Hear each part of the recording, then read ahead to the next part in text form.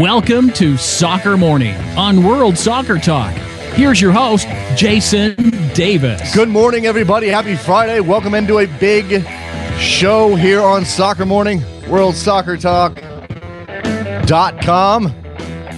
Very happy to have you ahead of your weekend. Plenty of soccer to talk about around the world. We're going to focus today, I think, with our two excellent guests. We're going to focus on American soccer a bit. Kind of two sides of the coin. Sort of, not really. Coming at it from very different angles, certainly. Stefan Szymanski, the co-author of Soccernomics. You know the book. He's been a guest before, has a new column out in which he sort of outlines how MLS, they're probably losing $100 million. And they might be in trouble if these costs that he outlined are not keeping pace with the revenue. So we'll talk to Stefan about his theory, about his assumptions on the costs. He does identify that he has an insider who's given him some hints. So we'll talk to him about that. It's one of those provocative pieces that could get the MLS fan base a little riled up. He calls effectively MLS a pyramid scheme. So we'll talk to Stefan. It'll be a very, very fascinating conversation. That's going to happen in about 8 minutes. And then at 10:40, Sean Reed, the author of Love Thy Soccer, which is a compendium of American soccer tales from across the spectrum. Sean did years and years of work and interviews and research to put together a massive book that is an attempt to kind of collect all of the elements that make American soccer American soccer. It's a fascinating book. Lots of interesting stories.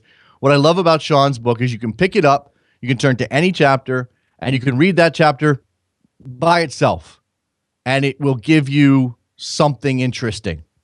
You can read it straight through, of course, too. It is a big book. Let me just tell you that. It is a very big book. I have a copy sitting on my shelf right here. I'm not sure where it is because I can't really see, but it's over there somewhere. And I'm in the book, and Jared Dubois from the Best Soccer Show is in the book, and lots of other people. Tons of people. He interviewed everybody. So that'll be at 10:40. Very much looking forward to talking to Sean about his book and about his theories on American soccer fandom these days.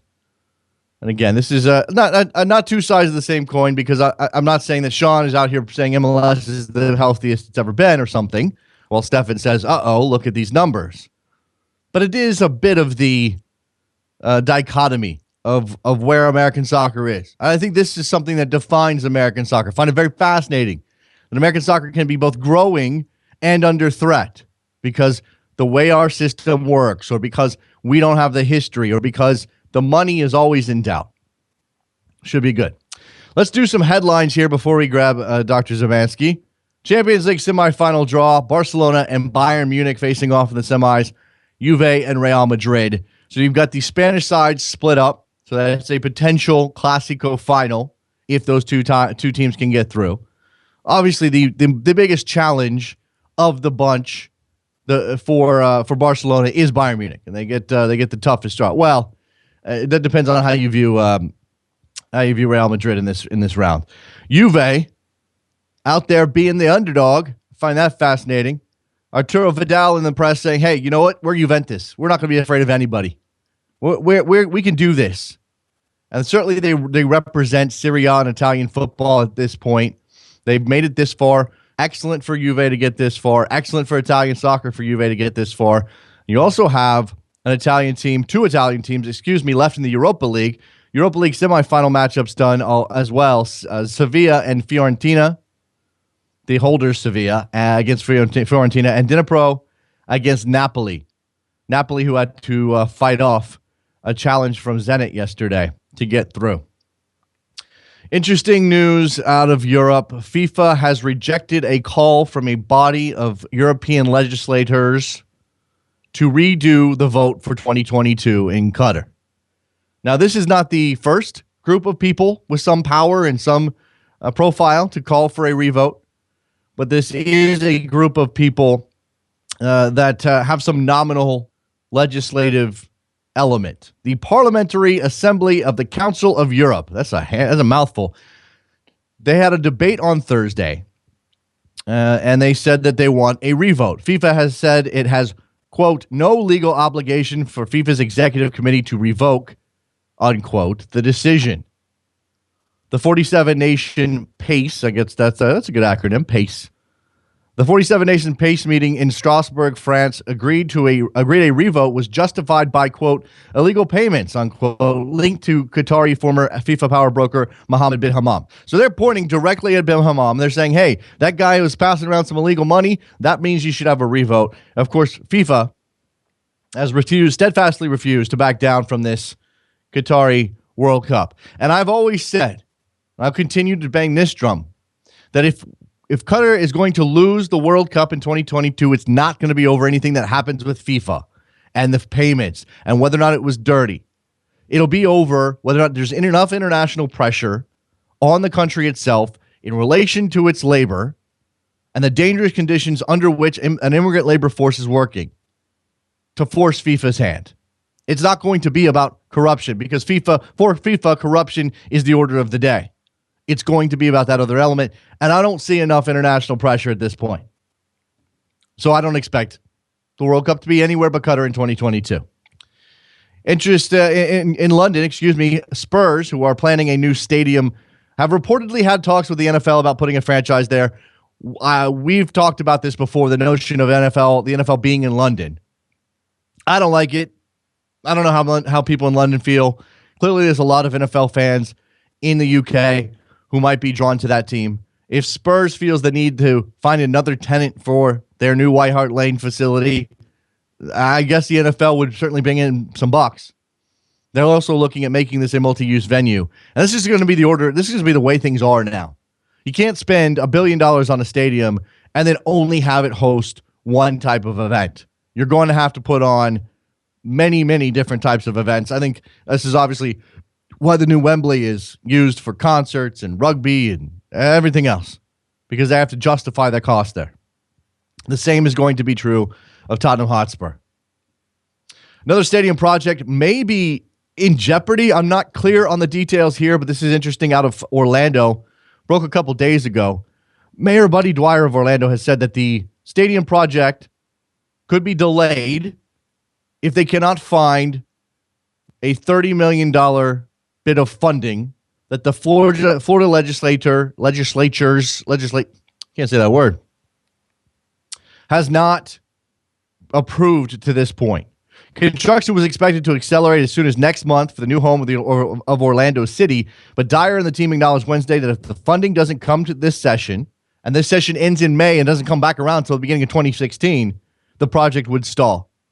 Now, at this point, if you're short $30 million and you've got Flavio da Silva owning the team, and I think he might have $30 million lying around, or you could finance $30 million privately.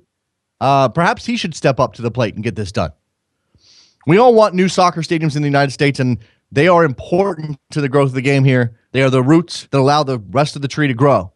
But unless these private owners want to step up to the plate and build these stadiums themselves without the host of funding rounds and tax cuts, people are going to have a problem with it, especially in this political climate. Maybe up to Da Silva to take care of this. All right, let's take a break. When we come back, Stefan Szymanski will join us. We'll talk about the economics of Major League Soccer. Don't go anywhere. Soccer Morning, WorldSoccerTalk.com. Face in the crowd, you're talking too loud.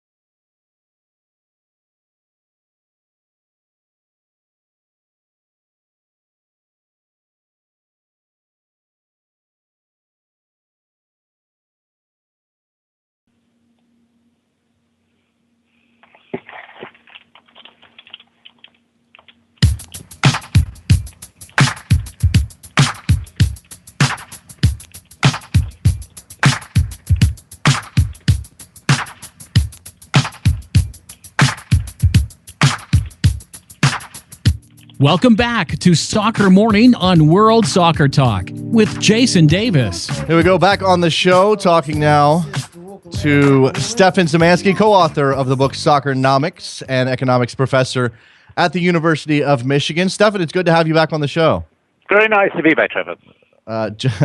Well, Trevor's my producer. I'm Jason. Oh, I understand. It's sorry, okay. Jason. It's perfectly fine.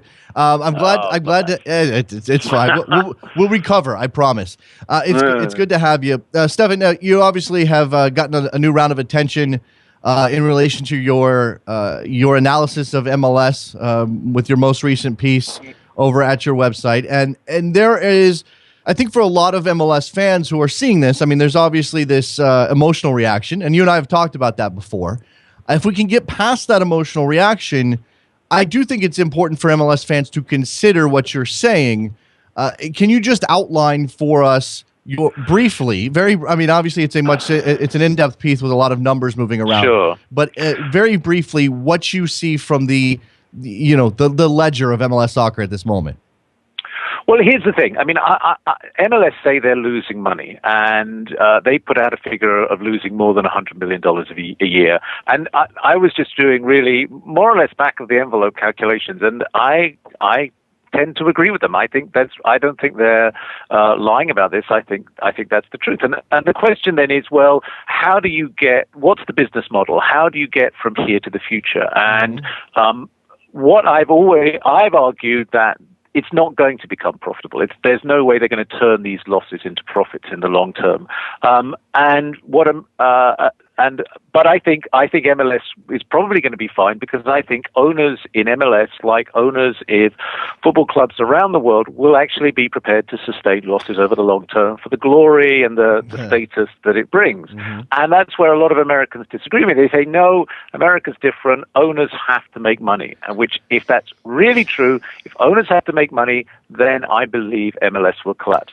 I think people are wrong about when they say that owners have to make money, but if you really believe that's true, right, then that's certainly that's the caveat in your argument. That's where everything hinges, and I think that obviously the close of your piece is a little provocative, in the sense that you say, if this is true, MLS will collapse probably sooner rather than later. But if MLS owners are, as you said, willing to take these hits and own a sports franchise or a club, or however you want to describe it, certainly in MLS, it's one piece of a larger single entity pie, then everything should be fine.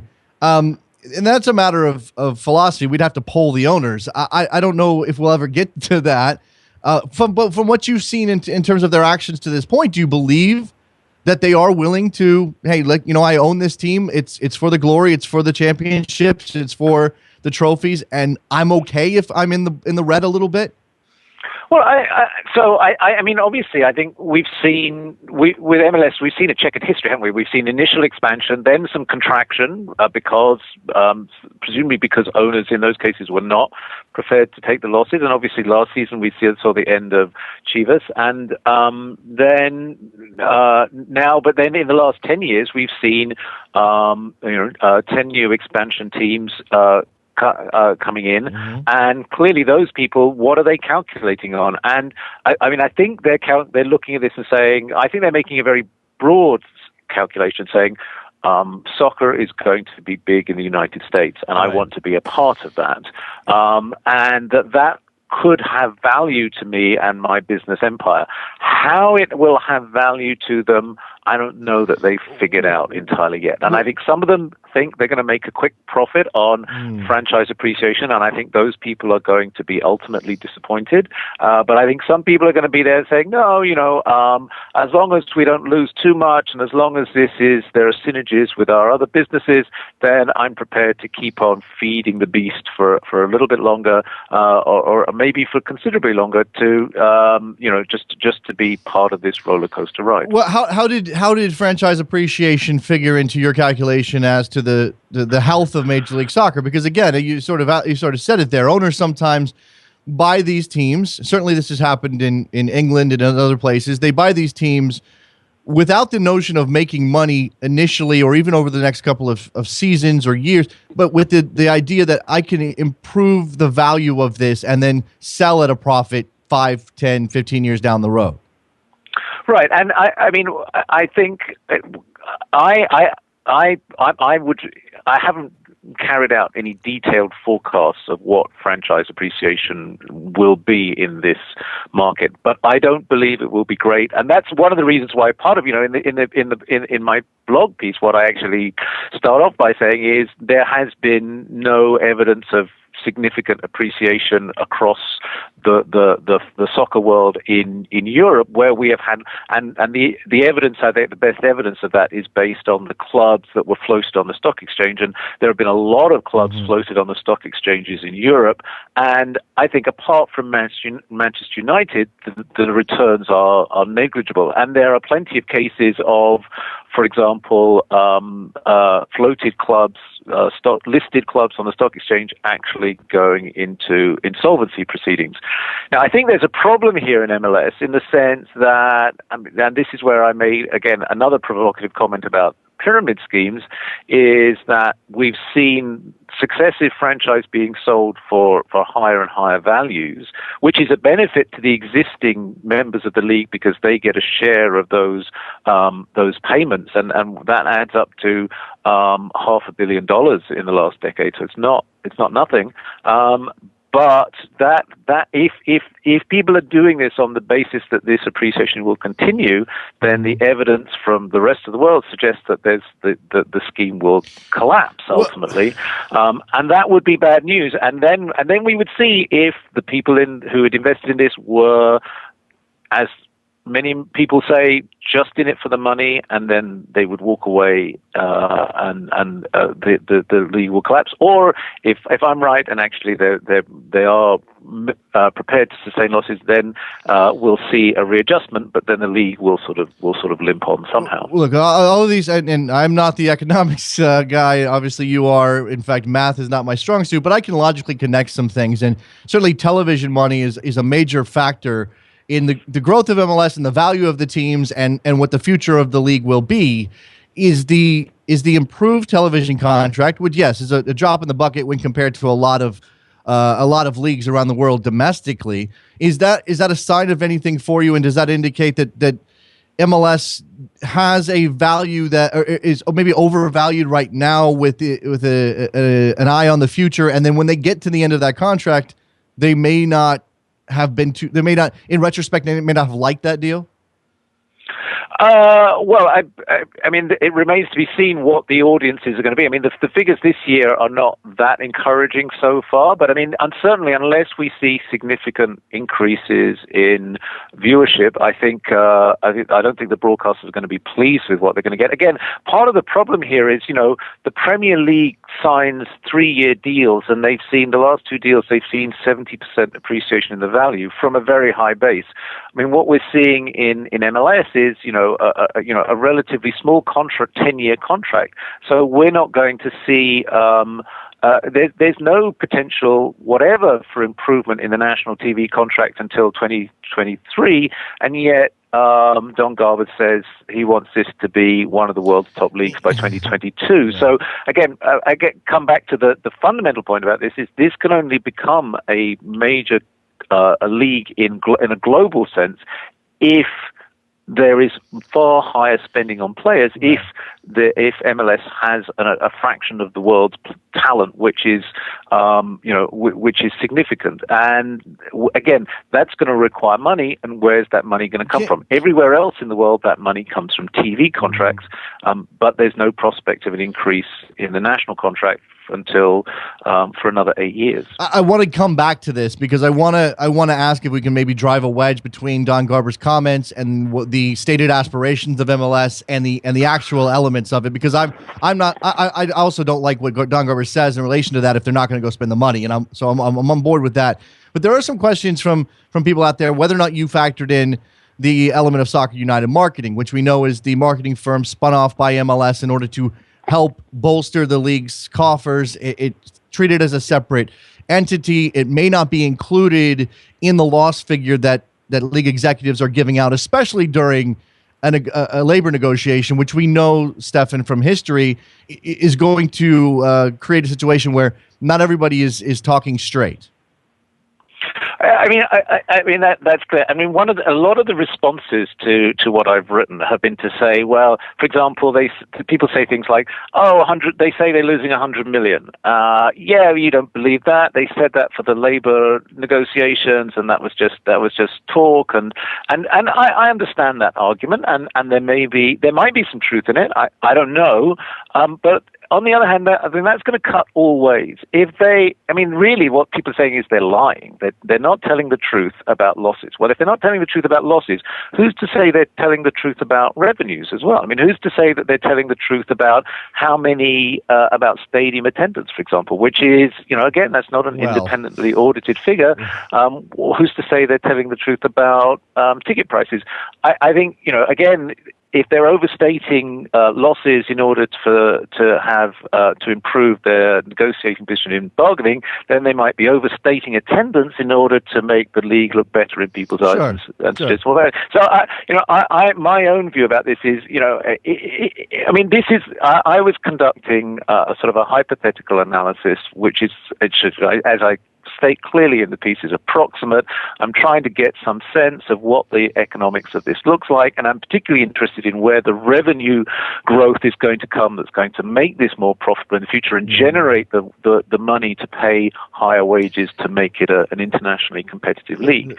And I think you're going to have to make a legion of assumptions in order to do that. Right. And I think a very basic assumption you're going to have to make is you're going to have to believe that people whose figures you use, they're telling you the truth. Because if you don't believe that, then clearly, look, everybody, it's the data that comes in. I mean, the data that comes out is only as good. The conclusion that comes out is only as good as the data that comes in. And we know that MLS is notoriously secretive with these things. Their books are closed. And just for what it's worth here, and I'm not criticizing the exercise that you went through, but in the aftermath of your piece hitting the internet, I was told by a league official, by someone attached to a team, that your assumptions were way off. Now, he didn't give me any other numbers. I don't know what the differences might be. Well, I actually ran this by the league. I mean, I sent this to them, and they responded. I listed all my figures, and they went through them one by one, and they confirmed the figures that they said were that they confirmed some figures. So they confirmed attendance, they confirmed average ticket price, and they confirmed losses. And then they just said about everything else, well, we don't disclose this. And they didn't say, oh, and by the way, you haven't included car parking and so on. So, I mean, in that sense, I mean, if they're now saying, well, this is not accurate, they had the opportunity and they could have set the record straight, and they chose not to. So that's down to them. But what I would say is, clearly, I mean, people are right to say that there are some potential sources of revenue that I haven't included. It's also true to say that there are some potential sources of cost that I haven't included. Sure. This is an imperfect exercise, and I think it ought to be obvious to any sensible person that it's not claiming to be a full audit, that such as an accountant might conduct. But here's the point. Where in these extra revenue sources that I haven't covered, how is that going to pay for wages to turn this into a competitive league in a global sense? Right. I mean, people say car parking. Well, seriously, do you really think you could finance the level of wages that are being paid in Europe out of car parking? I just think that's fanciful. I'm glad you brought us back to that, because I do want to separate out the league's statements on that front and what the message Don Garber has been sending over the last, it's probably been two years or more since he started in on this rhetoric of we want to be one of the best leagues in the world by 2022. I fail to see how that's possible. I don't know that means I want to criticize him for saying it, but at some point you have to put your money where your mouth is, and they're clearly, it's not even that they're not doing that, Stefan, is that they're incapable of doing that.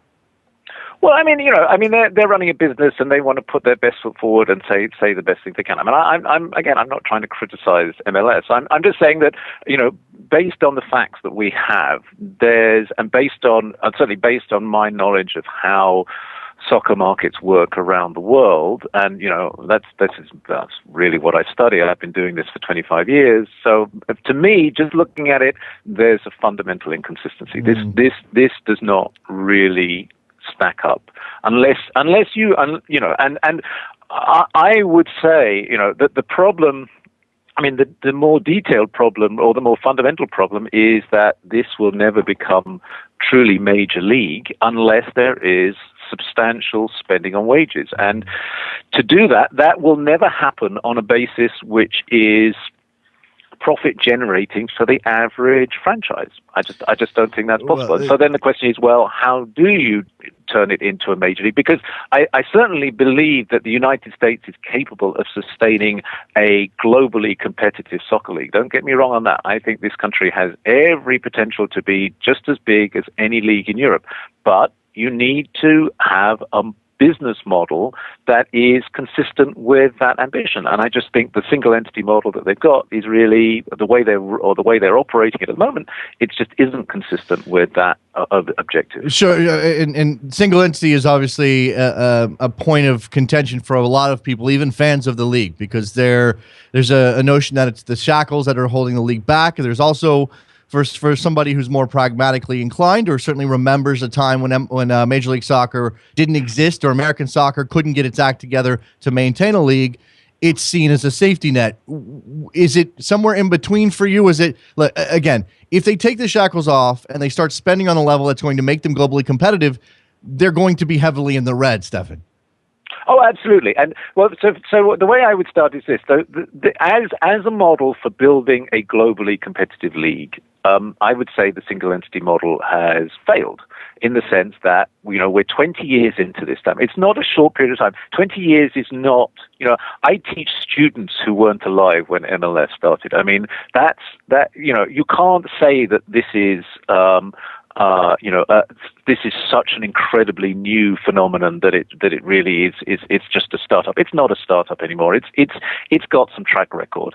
And as I say, I cannot see, say before the negotiation of the next broadcast contract, which is really the next opportunity for significant revenue growth, in my view.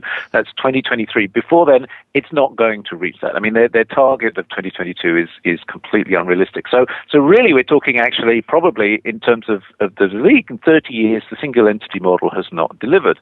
So what's the alternative? Well, I would say that the model that works in the rest of the world will ultimately work in the United States. And that model is a model in which very rich individuals get involved in running these clubs because of the status and image that they bring to people. So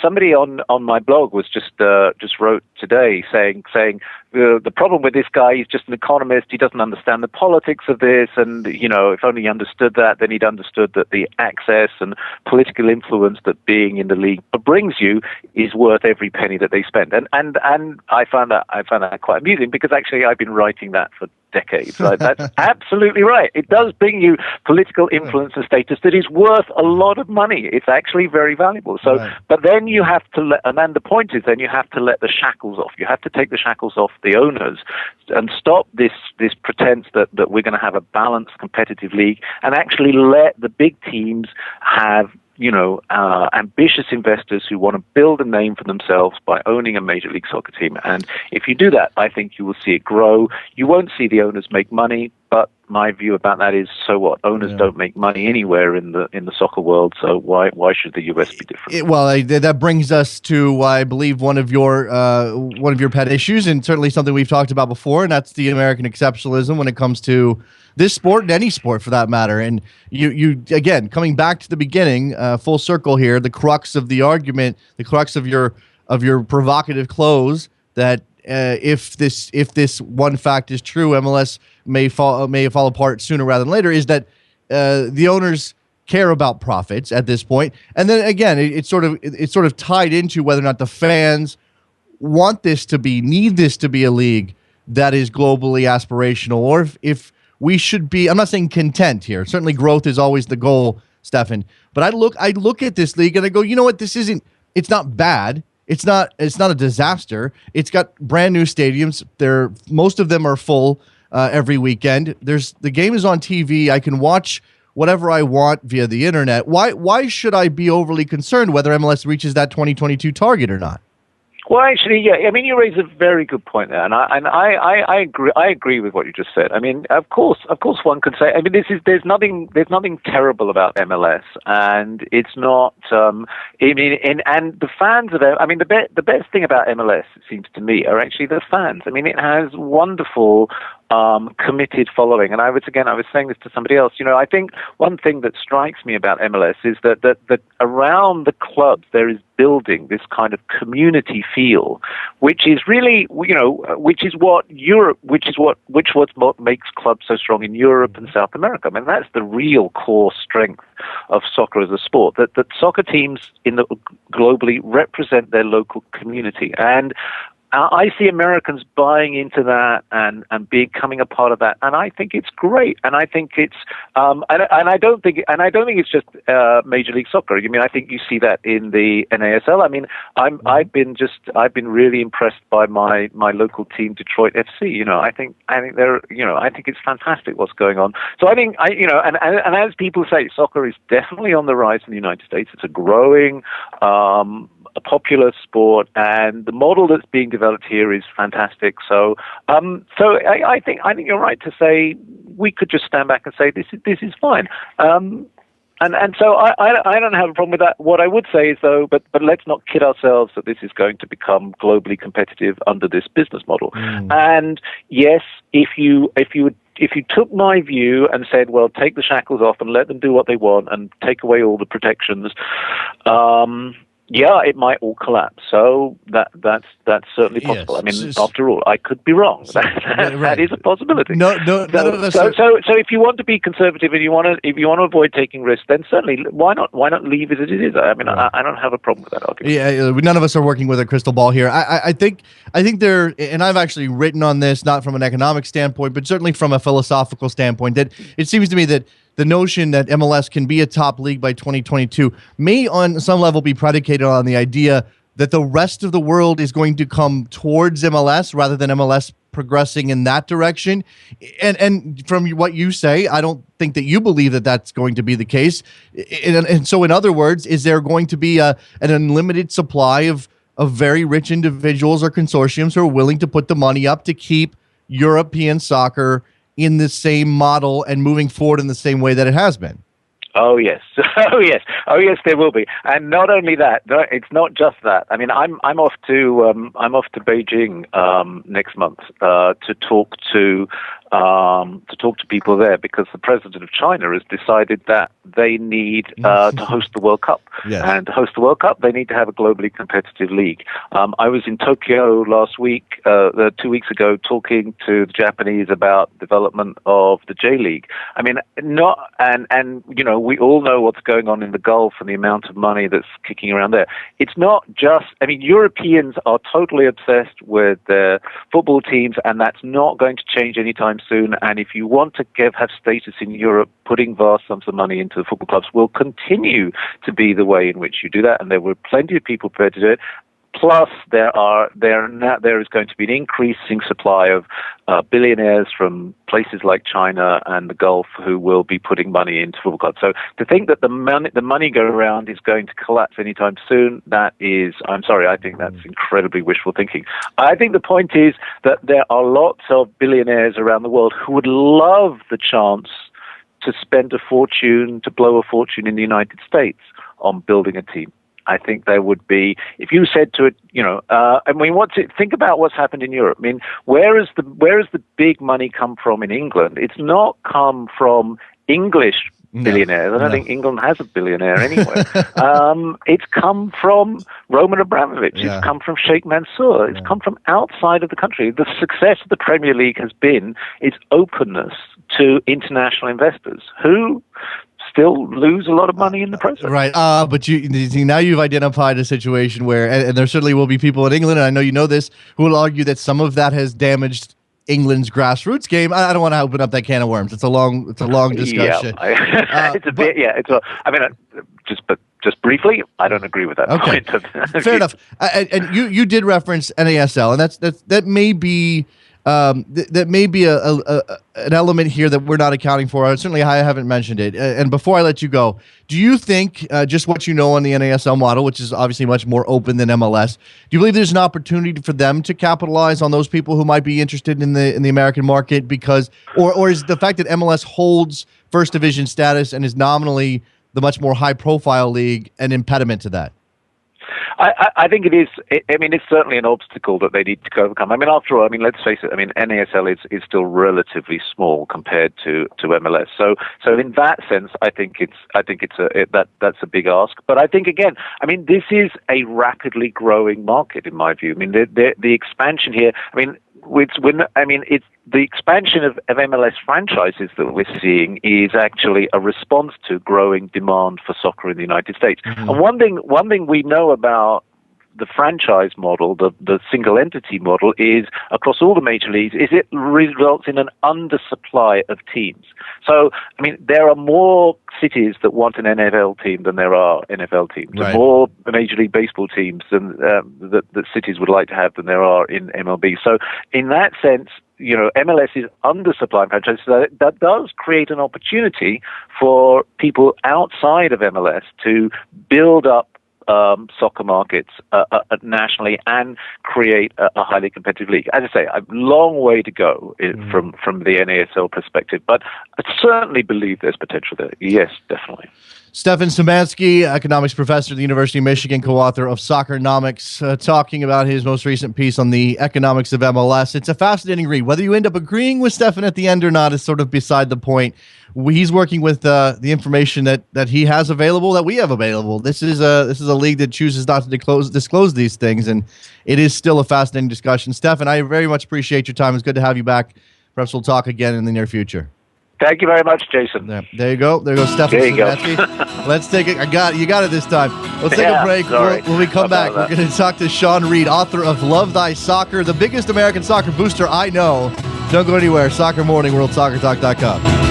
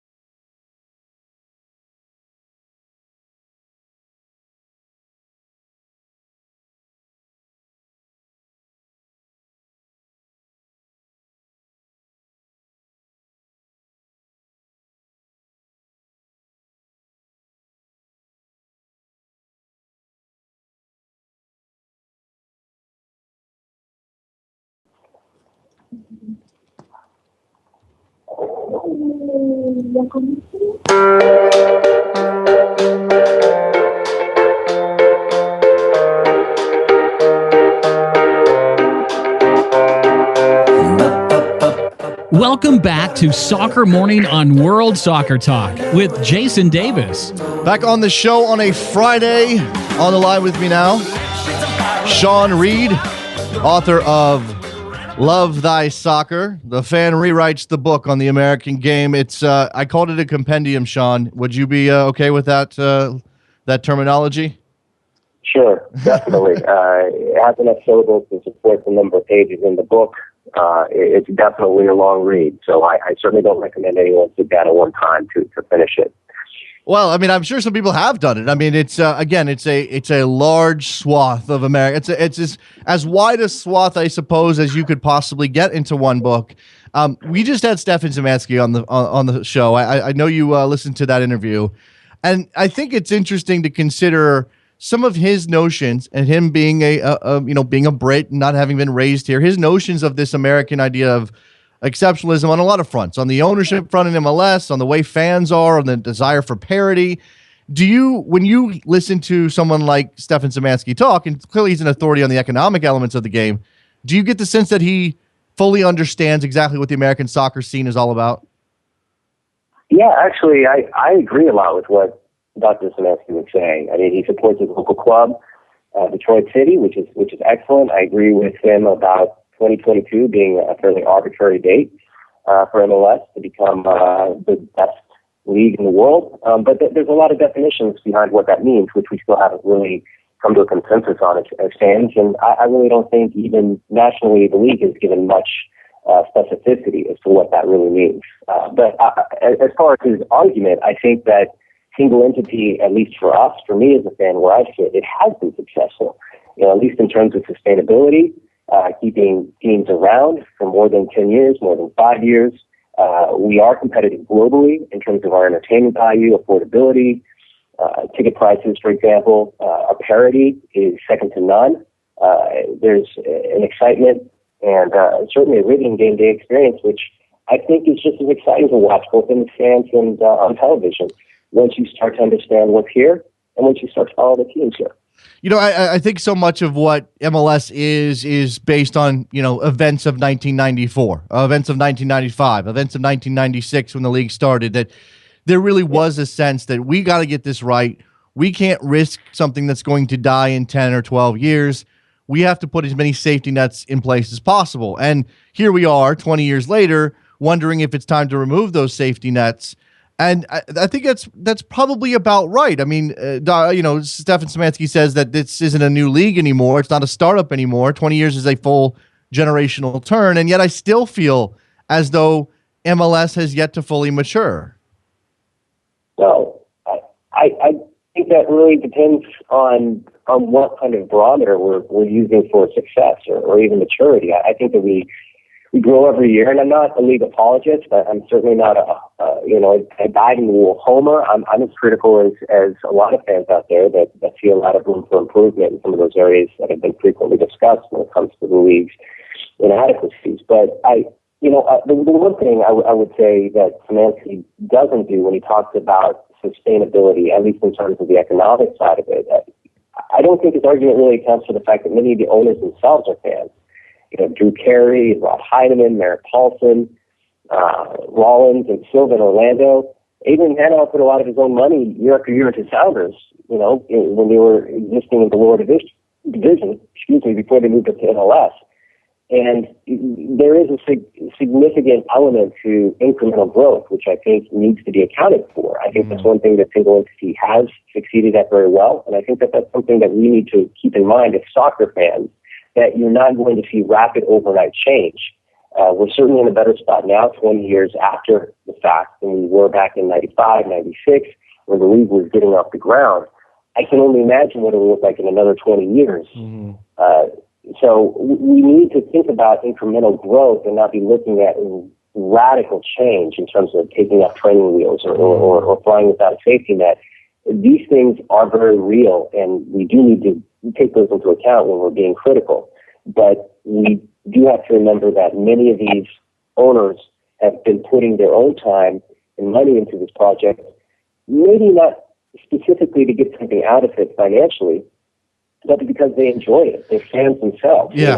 I put a lot of time into a book that will never make the New York Times bestseller list. You do your podcast. There's projects like this throughout the nation by fans like us that just basically start this from nothing, and we do it for no other reason other than because we love it. Yeah. And until economists can measure that metric of love, I don't know how we can come to any substantive or accurate predictions on the future of our game, especially as they ignore the overwhelming and tangible evidence that we're seeing today. Well, I don't think you can take the cultural impact, the cultural how ingrained MLS soccer in general is in the culture out of the equation. I know you know this. You've written a book from the fan perspective, covers everything that you possibly could. And I think what we're seeing here is a progression from, and I'll go back to the original NASL. Most of those people were entrepreneurs. Very few of those people loved the game for the sake of the game itself. Even the owners of the New York Cosmos were in it for the glitz and the glamour. You fast forward to 1996, MLS signs up a bunch of guys who, I think that their love of the game should come under question. I'm not sure that Robert Kraft's taking in some soccer every weekend. And here we are sort of in a transitional phase where now we've got fans fans of soccer who own these teams, and yet they're not the richest individuals. They're not the billionaires who can push the league in the direction of being among the best in the world by 2022. Maybe that's the next step. Maybe in another 20 years, we do have guys who have, much more money available to them, willing to invest it. And that's, that is the thing that pushes MLS to another level. And that's where I think Szymanski does get it. I mean, he's an economist as well as a fan himself. And I think that in order to meet that expectation, you do need to have some kind of demand. And the more that the game grows organically through initiatives, like I said, like independent content like yours, or national team support that's getting a lot of mainstream public exposure, it's going to basically push them in that direction. So they have to meet that demand. They need to build their own stadiums. And I think in the course of that, they become fans themselves. At least I'd like to think they would. And we see a more kind of hybrid organic growth with, obviously the entrepreneurs that want to see some financial return on their investment. Talking to Sean Reed, author of Love Thy Soccer. It's a great book. Go pick it up. Where can people get the book, Sean? You can find it on Amazon. The second edition just came out last month. It's the one with the blue cover. So just go to Amazon, look for the one with the blue cover. There's a digital version as well, but the latest one is the blue cover edition, $26 on Amazon. Let's turn to the U.S. Open Cup, Sean. I know this is a topic near and dear to your heart, as it is a lot of people. I mean, this is a tournament that waffles between, or the spectrum runs between, we need to push this. This needs to be bigger. This has so much potential, and I flat out don't care. And that's soccer fans who flat out don't care. What are your thoughts on the U.S. Open Cup? How U.S. soccer can do a better job with this? And maybe, look, if we're going to talk about this tournament, we might as well talk about tweaking it. Yeah. No, I'm all for it. I like the discussions that we've been having, and I think that fans really are responsible for some of the added exposure that the Cup has been seeing, at least online in social media. But it is really up to the fans at this point to do more with it. We're not all Josh Hackler. We haven't devoted a lifetime to building a website and support and coverage of the tournament. Josh Hackler runs the Cup.us. But what I would like to see, and something I'm surprised it hasn't happened yet, is why not have Josh's site, the Open Cup site, team up with American Outlaws, which has 30,000 members nationwide, and get modest sponsorship from independent outlets like Soccer League, American Soccer Now, Yours at Back You, World Soccer Talk. Throw in a couple corporate sponsors like a fantasy sports site, offer a nice token prize package, and build a bracket and see what happens nationally. I mean, that is a demand that would be fostered by fans that are getting involved in just building a bracket, something simple, for a modest cash reward. And you see that underground movement kind of take hold year after year. It grows, and then U.S. Soccer as a corporate entity is kind of, their hand is kind of forced to either jump on board and take it to another level, or to do something on their own to promote the tournament even more. I'd be frustrated that it doesn't get more exposure, even in the most minimal sense. When I was writing my book, I was trying to put scarves in the every other page, basically, both fan and club scarves, to basically show a timeline of the game. Scarves are a way that fans communicate about the game. And I was talking to U.S. Soccer about a scarf that I got from a collector that had it celebrated the 100th anniversary of the Open Cup. Mm-hmm. And they said, "Oh, that's not our scarf. You can't use it." It came out of Salt Lake. Well, I said, "You guys have any other Open Cup scarves or any kind of memorabilia about this? I mean, it's in its centennial, anything that I could use." They said, "No, we don't make anything like that." I said, "This is the oldest professional tournament for soccer that we have in this country. One of the oldest in the nation for any sport. And you guys didn't even put out a scarf or any kind of memorabilia to celebrate this." And this is kind of the mentality we're dealing with. They're so nationally team focused that I feel that Open Cup gets short shrift. So let's put it on the fans. Let's get some reputable sources behind it and build something on our own that basically compels them to action and really promotes the game even further. Yeah, speaking of uber rich fans who step up and put their money into the game, whether they own a team or whatever, that's I feel like the Open Cup needs a benefactor, Sean.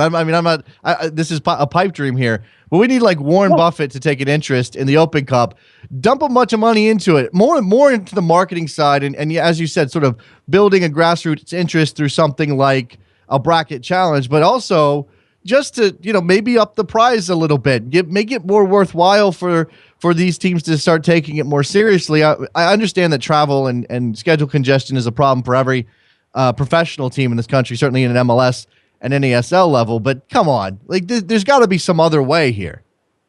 I hear you, brother. I mean, I just think it's something that has to be grown at the grassroots. If you want to throw more corporate money or prize money into it, from the top down, that's great. I think it'll compel more teams to basically play harder and take it more seriously. But if you want true fan participation, I think you need to create an incentive for that. So do something, through social media, online, that, makes fans have to learn about, Cal City versus San Francisco City FC. Pick one. Brackets are great. I don't follow the NCAA, but every year I do March Madness, and it's completely arbitrary picks on my part, but I always check in every week or after every kind of stage of the tournament to see where I fell with my guesses.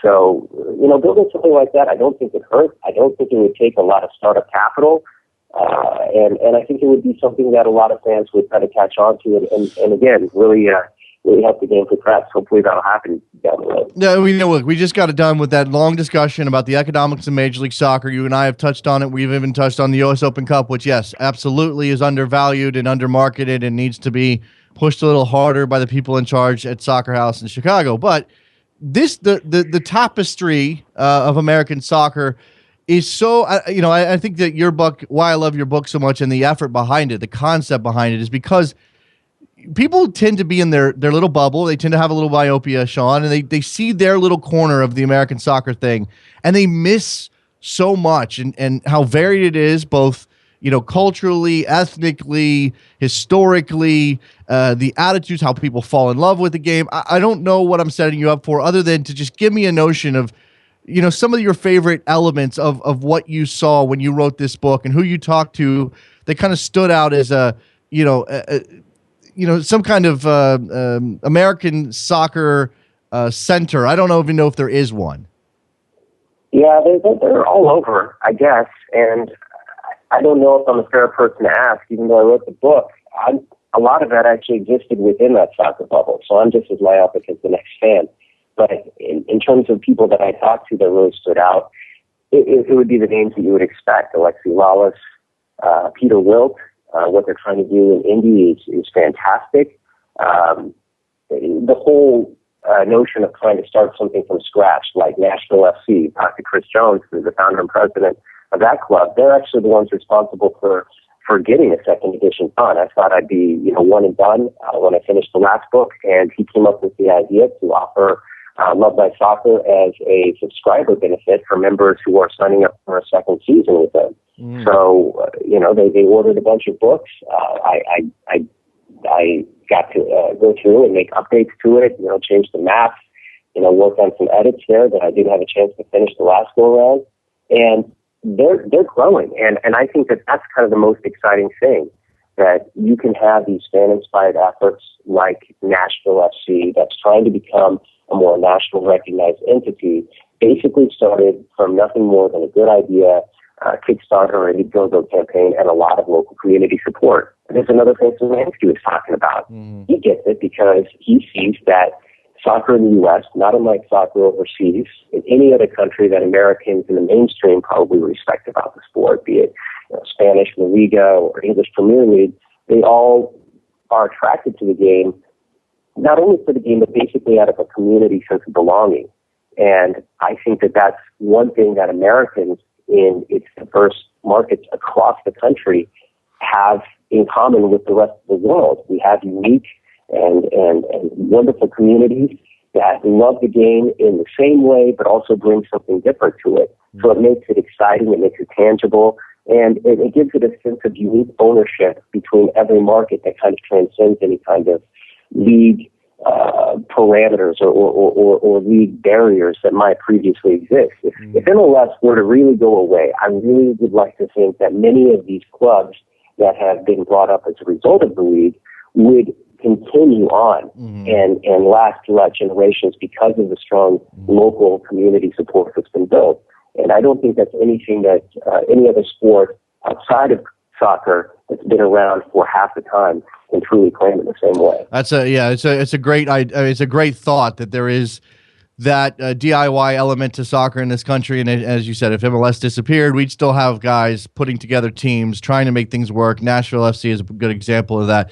It's Sean Reed. He is the author of Love Thy Soccer. The second edition, as he said, is available on Amazon. Just go search Love Thy Soccer. Pick up a copy, and it's a fantastic look at soccer in America from a fan's perspective. Lots of fantastic interviews. Anybody you've ever heard of in American soccer is probably quoted in this book. Sean did amazing work. Appreciate your time, Sean. It's good to have you on. We'll definitely need to get you back soon. Maybe we can further flesh out this U.S. Open Cup issue. I'd be honored, Jason. I'm going to be following it. So keep up the good work on here and too, and congrats on everything else. I appreciate that. Let's take a break. When we come back, we will open up the phone lines. We will take your calls to finish out a week of strong shows. Soccer Morning, brought to you by WorldSoccerTalk.com. Be right back.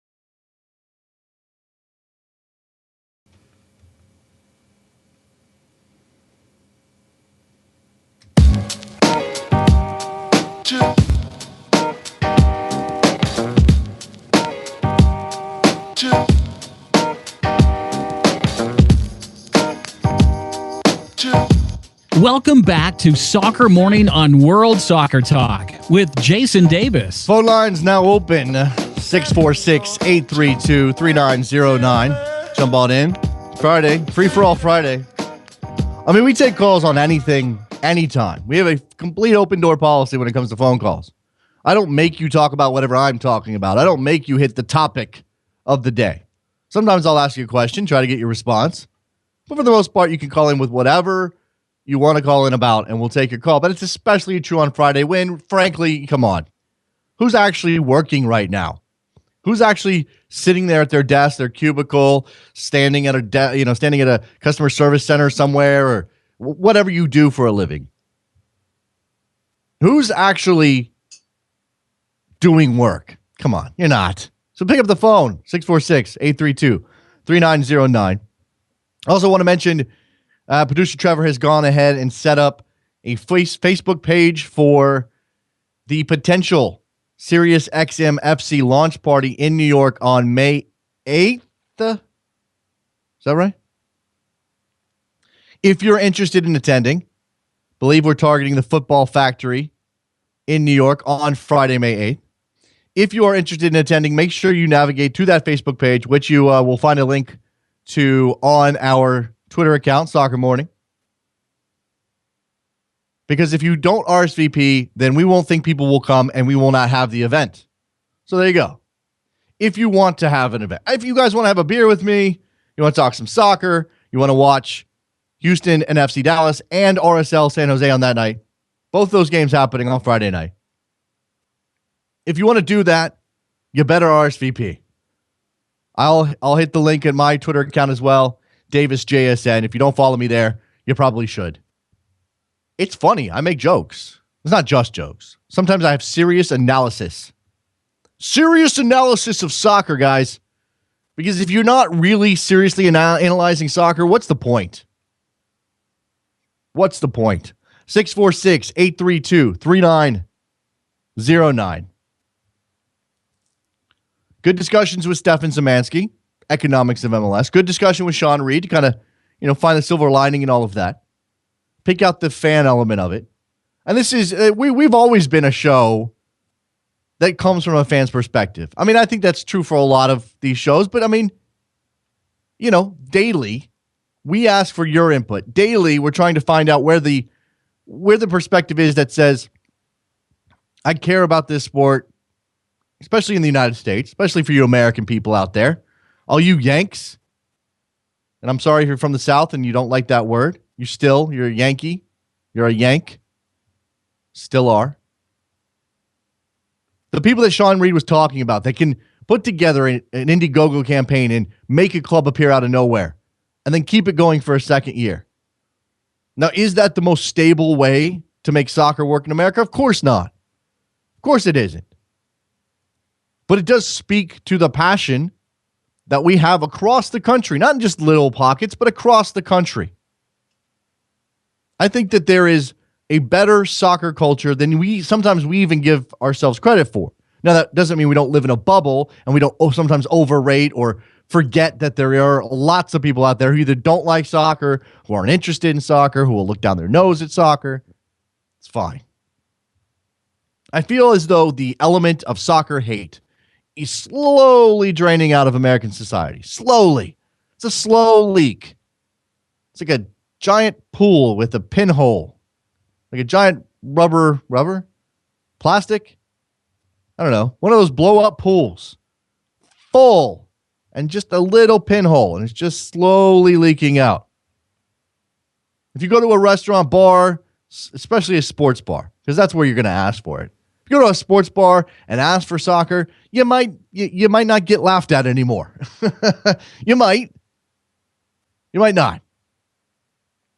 We've got 5 MLS games on national television this weekend. 5. That's pretty strong. Got 2 tonight. Chicago, NYC FC. 8 o'clock Eastern, Univision Deportes. Colorado, Dallas, 10 o'clock Eastern, Univision Deportes. Then you have New York and LA on ESPN2 on Sunday at 5 o'clock Eastern. So that, the 1% derby. Orlando and Toronto on Fox Sports 1 at 7 o'clock. And Seattle, Portland, Cap United, 9:30. Pretty good weekend of televised soccer in America. And I haven't even looked at I don't know what the Premier League's bringing us this weekend. Honestly, I haven't even looked.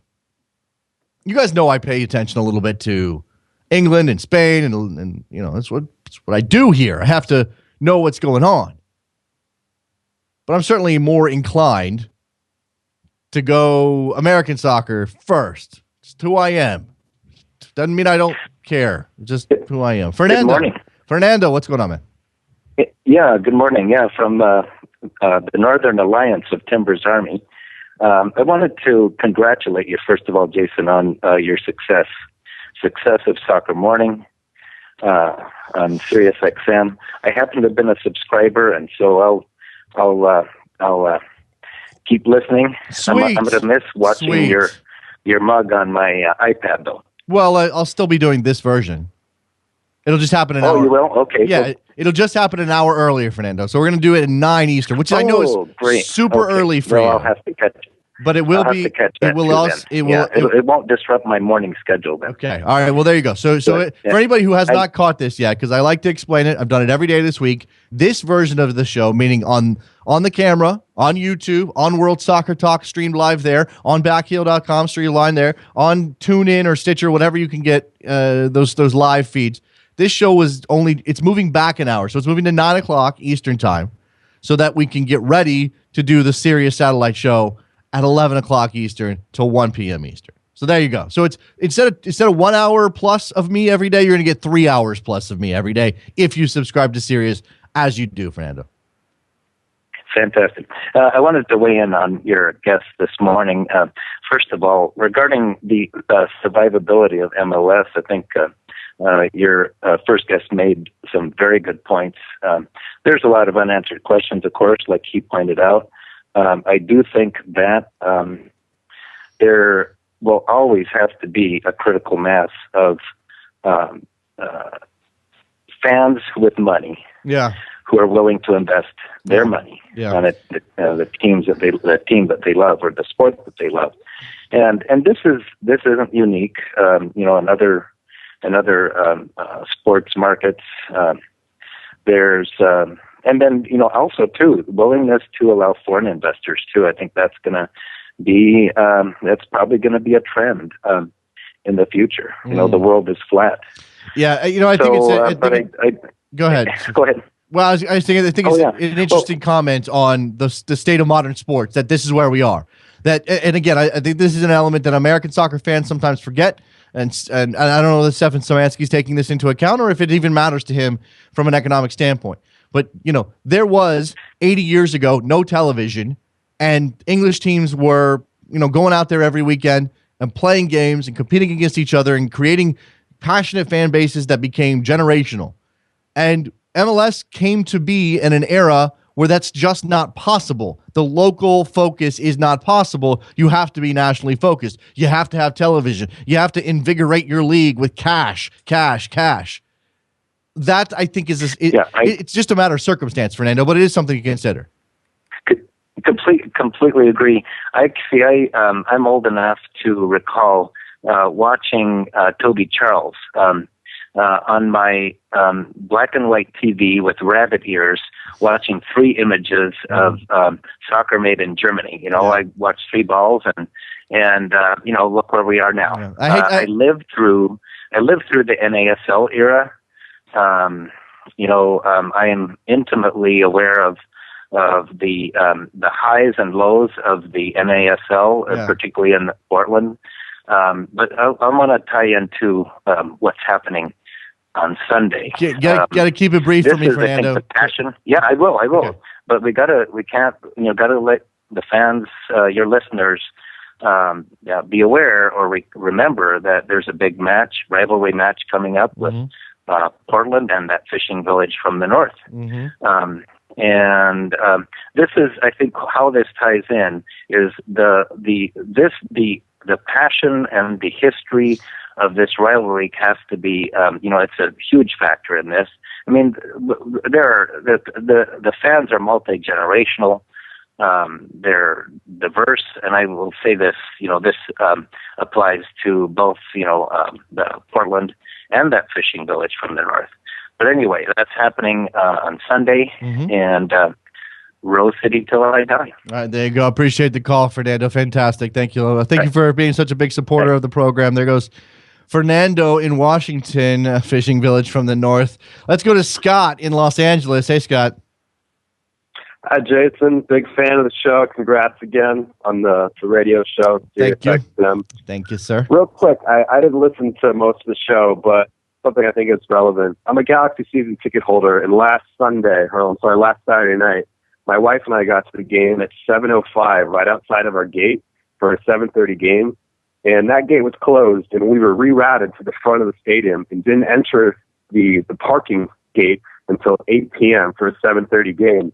Oh, no. And we didn't get to our seats until minute 38 of the game. Now, for all of our listeners, the Galaxy Stadium is a big complex, so there's a tennis stadium attached, and they had a boxing match going on at the same time as the soccer match. Well, that's just bad planning, parking Scott. was a nightmare. That's just bad planning. What's going on over there at the StubHub Center? Come on, sort it out. Yeah, it was. I know the Galaxy aren't. They don't control the parking since they're attached to Cal State Dominguez Hills. But ultimately, if Chris Klein and the staff can't get his fans, his supporters, his season ticket holders, his consumers into the match when they actually show up to the game, I mean, my wife was just so upset, and she said, "Why should we pay for a season ticket if we can't even get to inside the stadium on time when we show up 20 minutes before the game?" That's the real problem, and this is not the first time this has happened. Okay, Scott, you lodged your complaint. I appreciate the phone call. I think stadium operations are something that MLS teams have to make sure that they're on top of. You can't half-ass that stuff, and that obviously is your consumer base, and you need to keep those people happy. Bill in Queens, what's going on? Hey, Jason, looking forward to coming out on May 8th to see you guys. And, if you're going to be here on the 8th, you might as well stick around to the 10th and come out to Red Bull Arena and see the first Red Bulls New York City game. Well, I do have family obligations. I'm a father. There's work to be done. I don't know. We'll see. Anything's possible, Bill. Indeed. Anyway, that's actually one of the things I was going to call and ask about. I was going to ask about the Red Bulls Galaxy game on Sunday. Even though there's no Thierry Henry, no Landon Donovan, no Cahill, and no Robbie Keane, it sounds like. Should people still be excited for this game, even though it doesn't have the stars? I think these are still two very, very exciting teams, and it should be a match that people should be excited to see. Be excited because it's a game between two good soccer teams. Be excited because the Red Bulls have been playing so well, and Bruce Arena is the kind of guy that can negate some of what has made the Red Bulls successful. Be excited because it's a young up-and-coming coach against a grizzled veteran coach. Be excited because there is talent on the field in Gyasi Zardes and Sasha Kleshkin and Bradley Wright-Phillips and Lloyd Sam, and on the other side, Robbie Rogers, and I'm missing a bunch of people for the Galaxy. There's probably going to be, Jose Villarreal may get on the field at some point. Bradford Jamerson may play. So be excited for those reasons. I don't know about being excited because it's a rivalry. All right, man. Well, good. Hope to see you again on the 8th. Looking forward to it. All right, there you go. Bill in Queens, appreciate that. I want to watch that game. I do kind of buy into the New York LA dichotomy a bit, but don't force it on us. Let it kind of percolate, and hopefully one day we'll get some sort of regular matchup that brings a lot of heat and intensity that creates some of that rivalry. Oh, speaking of rivalry, before I get to Ray in Wisconsin, there were comments from Benny Feilhaber this week about RSL. He doesn't like RSL. He thinks RSL carries themselves in a haughty manner, that they think they're better than everybody else. I love that stuff. Keep it coming. Creates those rivalries. Ray, what's up? Hey, first, I just want rivalry. I'm going to go 2-1 Chivas on Sunday. That's right. You can take that to the bank, Eric Gomez. Super Classico coming up on Sunday. What else is on your mind, Ray? But what I would really like to talk about is the economics. I agree with a lot of things the doctor says. I agreed with everything that he said really a lot with the first time he came on and tried to make valid points. I just think, but I do believe American corporations want to spend money in soccer. I mean, if you look at Liga MX, you look at their sponsors and their jerseys at the two top club teams. It's amazing how many American companies you see. Miller Lite is the official beer of Chivas de Guadalajara. All Mexican club team has an American beer company as their sponsorship. So what I would really like, and I live in Wisconsin, and Chivas came here and played in front of 30,000 fans. And we're 6 hours away from the Canadian border. Okay. What does that have to do? What does that have to do with anything? I'm just saying, in my personal opinion, that if there was some way that these entities could combine in featuring the windfall of economic support, and I've been to many USA games, I've been to many Mexico games, and it's just the difference in the advertisement alone on American companies. Yeah. So I do believe the money's out there. Yeah, I think you're right, and you're seeing MLS grab some corporate sponsors. Now, those may not be massive deals that are going to change the game for MLS, but they are bringing in pretty good corporate dollars. You were on Twitter bugging me to ask Szymanski about MLS and Liga MX combining, weren't you? Right. I don't see it ever happening, Ray. I just don't ever see it happening. There are too many reasons for it not to. Too many obstacles to get over. Too many entrenched parties with their little provinces. I don't think that's going to happen. But what about combining in a unique tournament that just features these teams? Well, that's what Superliga was supposed to be, and it came and went, and it didn't get enough attention. And I don't know. Maybe we can revive something like that. Maybe there's some room. But again, you're talking about a limited. I got to go, Ray. But they're talking about a limited schedule. There's not enough room. These teams are flying. They're forcing in friendlies. Let's not forget that they're doing that as well. David in Arizona, what's up? Hey, I thought the first couple of years, by the way, of Superliga were awesome. I loved it. But anyway, I just want to talk about CONCACAF, Jason. And unfortunately, I've missed the show today. It sounds like he had some sort of interesting guest then, so look forward to listening to the podcast. I this is going to be a bit Pollyannish, but I think it's time for CONCACAF to grow up. I mean, seriously, obviously the first important thing is, and I know that there's economic things involved here, but man, they've got to get the Gold Cup out of America every 2 years. I mean, they've got to move it around. They've got to figure out a way to do it. I'm sick of the excuses. And then the second thing that's got to be done, and this ties into the Montreal Group America thing, is, man, I mean, Jeffrey Webb, he was at the game. They showed him a couple times on this past broadcast.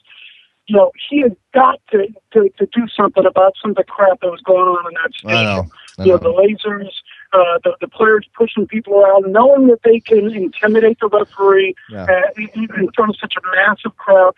They've got to go to the competition committee, and they have got to make it public. They're going to do something about this. And it's not just in Mexico. It happens in Costa Rica. It happens in Honduras. It happens in the U.S. from time to time.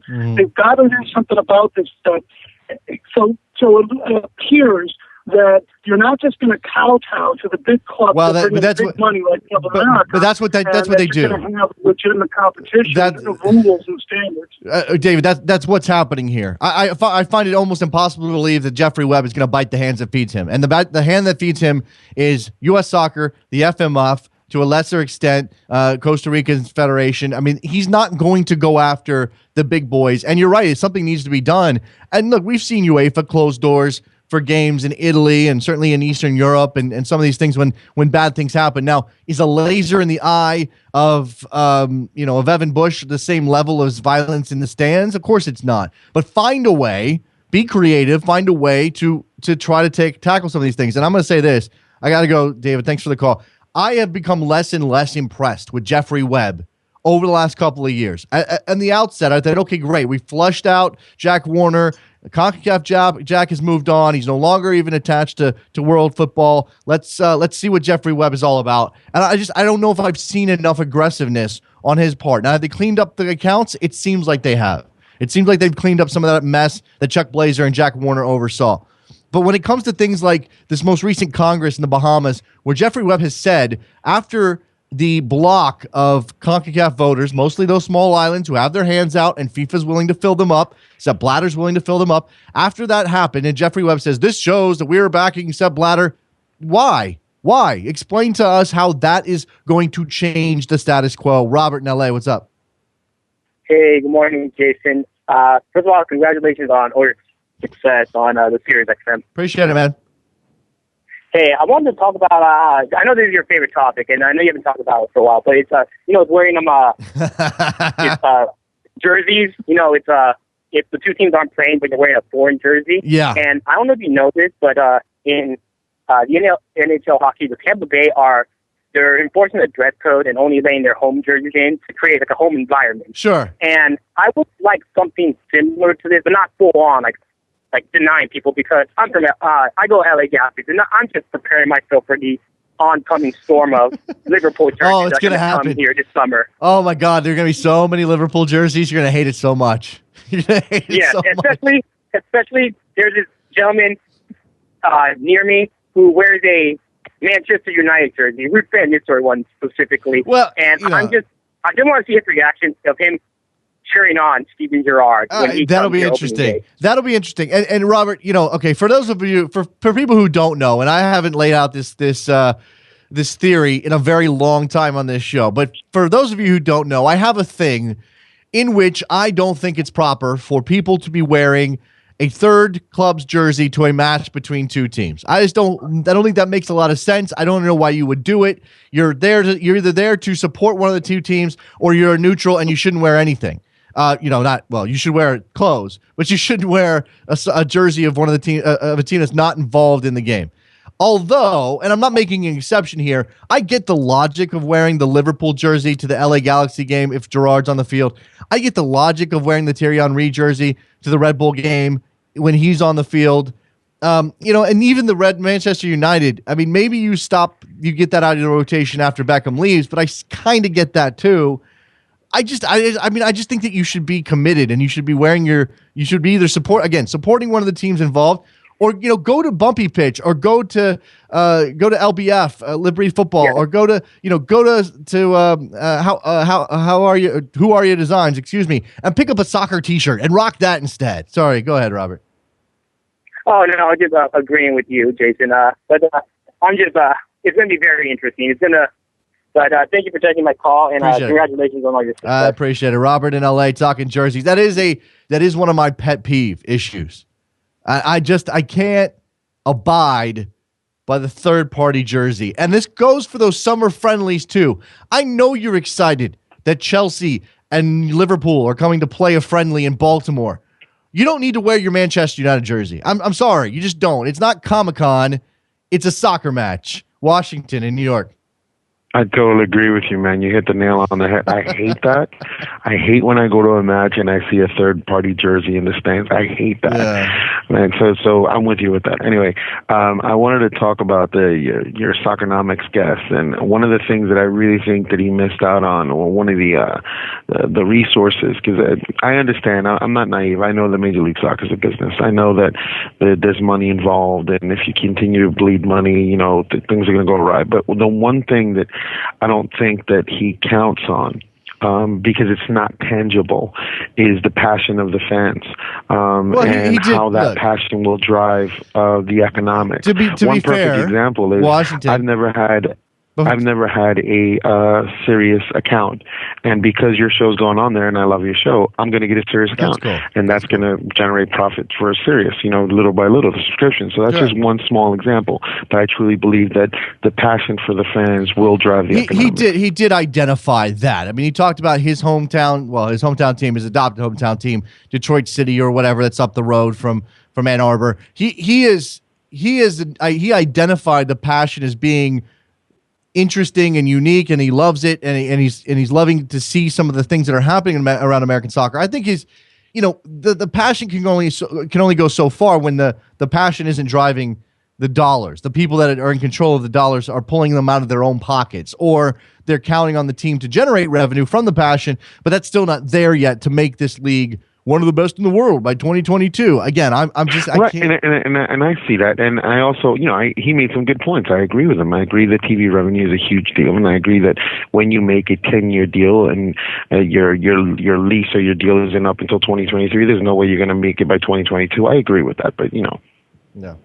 Well, I appreciate the phone call, Washington. Thanks a lot. Good stuff to close out the week. Washington up in NYC. Let's go ahead and wrap up this program. Thank you very much to Stefan Szymanski for his appearance on the program. Sean Reed, author of Love Thy Soccer, the fan rewrites the book on the American game. Go check that out. Pick that up at Amazon.com. The blue version is the second edition. I'm glad that Sean was able to get that out. Fantastic stuff. Grassroots element pushing that. We will be back on Monday. Big show on Monday, I'm sure. You've got all that nationally televised MLS action. You've got Premier League, games around the world. Make sure you're back here to talk about it all. Coming up next week, go to 30fc.com to buy your T-shirt. That's what you should wear to the game, by the way. 30fc.com. Get a Soccer Morning T-shirt. Wear that to the soccer match. Go to our Facebook page, Soccer Morning. Find the link for the RSVP to the event in New York City on May 8th. The link is on our Twitter account as well, Soccer Morning. You should already be following Soccer Morning. If you're not, what the hell is wrong with you? Go do that right now. And then you could go to backheel.com/store and buy yourself a Soccer Morning mug. And if you need another T-shirt to mix into your rotation, we got a bunch over there as well. There's a Chuck Blazer T-shirt that I own that I love. I need to pick up another one. I think there's the Don Juan of Saigon is over there. Fantastic stuff. The Don in Don Garber image. What else am I missing? A couple of other good designs. Go check that out. Backheel.com/store. All right. I think that's it. I think we're out of here. I think we'll be back on Monday. I'll talk to you guys then. Enjoy your soccer. Bye.